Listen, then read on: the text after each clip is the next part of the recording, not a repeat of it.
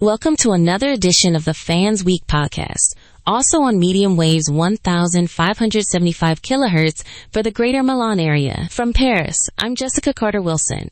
Brigitte Bardot's Animal Empire gets a human half-share. Son inherits La Madrague. By Jessica Carter-Wilson. Fansweek.org. Paris, April 28, 2026. Today's news.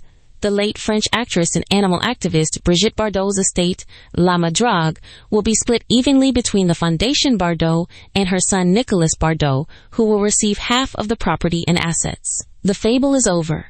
After half a century of preaching that cats, dogs, and horses are worth more than humans, Bardot's last act was to hand the very bricks she claimed she loved more than people to her own flesh and blood son, a man whose relationship with her was anything but harmonious. Inheritance by the sword of the son.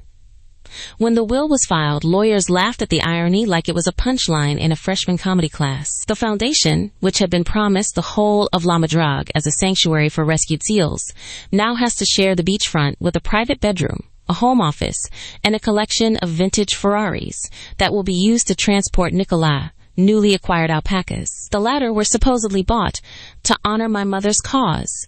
But the reality is that the alpacas will graze on the same lawns that once housed rescued sea turtles. My mother always said, "The earth belongs to the animals," Nicholas declared at a press conference while holding a bottle of rosé. "So I'm simply returning a portion of that earth to humanity by living here and posting daily selfies with my alpacas. It's a tribute, not a betrayal." The Foundation's panic button. La Fondation Bardot's director, Camille Durand, tried to soothe the outraged animal rights community with a statement that sounded like a 1970s French crime drama.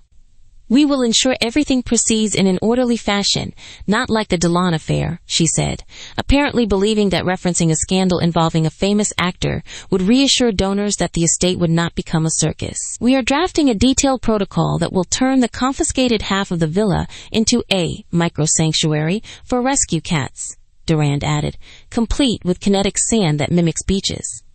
"The sand will be sourced from the other half of the property that Nicolas keeps for his personal pool parties." France's eternal soap opera.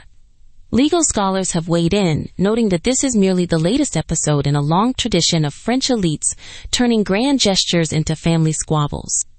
Professor Luc Martinez of the University of Nice, an expert on inheritance law, explained, "When a lifelong animal activist hands over a tangible piece of land to a human heir, it proves that nature is just a marketing department for personal legacy. The law in France has long recognized that sentiment is a non-transferable asset, but bricks and mortar, alas, are not." Meanwhile, animal rights activists have already begun a petition demanding that the foundation receive compensation equal to the market value of the half of the estate now owned by Nicolas, stipulating that the money be used to fund a virtual sanctuary